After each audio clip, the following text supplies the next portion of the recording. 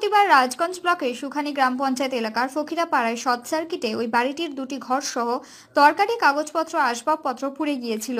ঘটনার প্রায় 3 দিন পর রবিবার সন্ধ্যায় ওই ক্ষতিগ্রস্ত বাড়িতে পৌঁছে গেলেন জলপাইগুড়ি তৃণমূল SC/ST OBC সেলের সভাপতি কৃষ্ণ দাস। প্রয়োজনীয় খাদ্য সামগ্রী, চাল, ডাল সহ তেরপল এবং কিছু আর্থিক সহযোগিতা তুলে দেওয়া হলো পরিবারটির হাতে। পাশাপাশি ভবিষ্যতে যে কোনো রকমের সহযোগিতার আশ্বাস দিয়েছেন তিনি। আসে দেখলাম সত্যিকারই খুব দুঃখজনক ঘটনা, যেভাবে পুড়ে গেছে আর কি। কিছু ওদের পয়সা কড়ি নষ্ট হয়েছে, কিছু কাগজপত্র নষ্ট হয়েছে এবং কাপড় চোপড় থেকে আরম্ভ করে সব কিছু নষ্ট পুড়ে যায় আর কি। জিনিসপত্র দিয়ে সাহায্য করলাম, যেমন থাকার জন্য পলিথিন, খাওয়ার জন্য চাল এবং কিছু টাকা পয়সা দিলাম আর কি। তো আমি এখানকার আমাদের যে SC/ST OBC সেলের রাজগঞ্জ যে কমিটি আছে, এদের সঙ্গে কথাবার্তা বলে আগামী দিনে আরও কি সাহায্য করা যায় সেই বিষয়টাও আমি ভাবছি। এর আমরা কথা বলবো, জেলাভিত্তিকভাবে কথা বলে যাতে ওনাকে এই সাহায্যটা করা যায়।